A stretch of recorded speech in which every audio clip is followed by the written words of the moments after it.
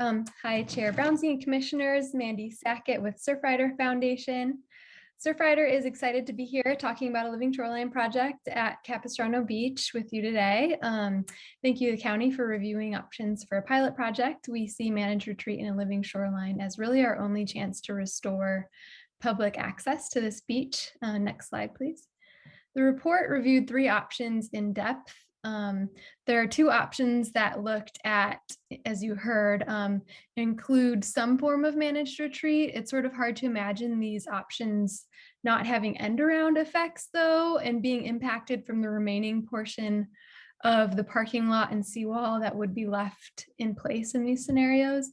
Next slide, please.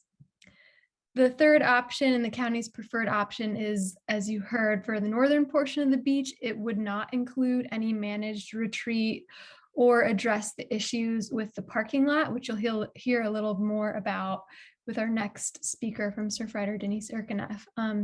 It will help, of course, protect the bike path. Our concern is that with this approach, option 3, the county's preferred option, it would not solve ongoing safety and erosion issues with the parking lot.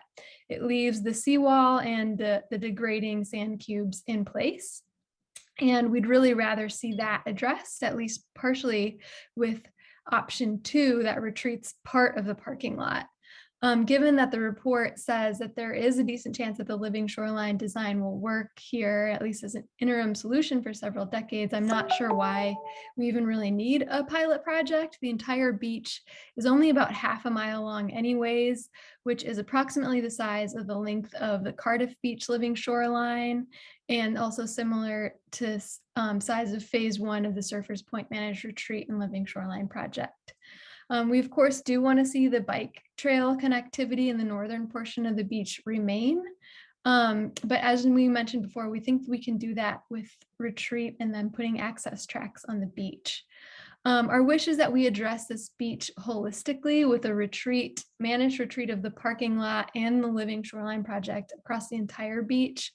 There's really not any beach left anymore anyways most of the year, and the parking lot and the bike path have become really unsafe. So not sure what we have to lose. It's certainly better than more momentum in the wrong direction with more emergency armoring this winter. Next slide, please. And I just really quickly wanted to draw your attention. Rosanna Shaw published an amazing article, next slide, please, in the LA Times last week with really lovely illustrations. I hope you've had a chance to check it out. It's called Can Reviving Beach Dunes Help California with Sea Level Rise? I don't think we talk about this enough in the impacts of sensitive habitat and sensitive species that sea level response to it will have. Last slide. Next slide. And I just wanted to show these great illustrations. The article states that California was once the most biodiverse coastal habitat in the world, or one of them. And this is our vision for California. Let's restore our coast to these amazingly diverse splendor that it once was. Thank you.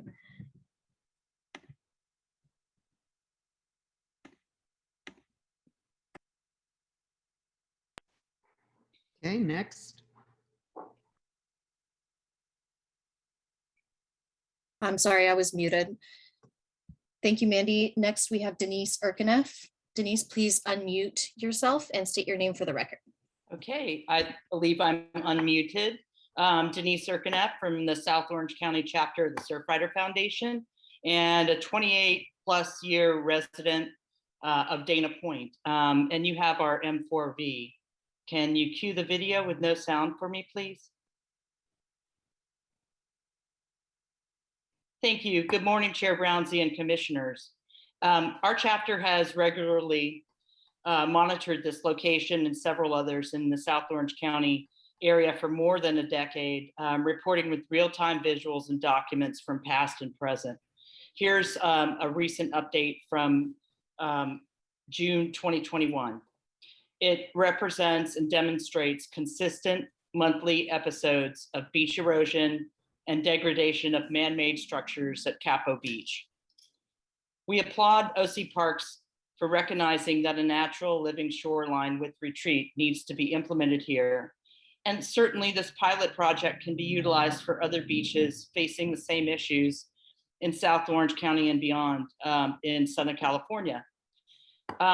Acknowledged by OC Park Zone monitoring reports, the geotech bags are still degrading, pushing large remnants of plastics and degraded strings of the plastic bags onto the beaches, into the ocean and environment. And we're finding these pieces all along in Capo and all the way down to San Clemente and San Onofre when we do regular beach cleans. And still there are unsafe conditions with the lot frequently flooding and wave surge overtaking sandbags and rock revetment, not only in OC Parks, but then down towards the south all the way to San Clemente. This has caused severe recurring damage to crumbling sidewalks, pavement, and parking lot, exposing long ago buried debris. There's caution tape and K-rails every day, basically proving the point that this emergency approach over the last decade or so will not bring us into a long-term solution of managed retreat and a re-engineering of a natural living shoreline. These images also demonstrate that the sidewalks and parking lot are failing behind, and this is really important, behind the armoring, mainly because it's built on non-engineered substandard fill. Maintaining any parking lot here is a half measure, with the county continually spending remediation and replacement dollars to no avail. Further, what is not mentioned in this report is another elephant in the room, which is the buried dumped debris field. The waves have revealed car chassis that are potentially leaking toxic elements from their gas tanks, oil tanks, and fluids into the surrounding beach area and ocean. They show unsafe tiles, pilings, and pieces of old concrete seawall. Regardless of what's chosen, those items should certainly be included in long-term planning, and we recommend removal immediately. Thank you very much for your consideration.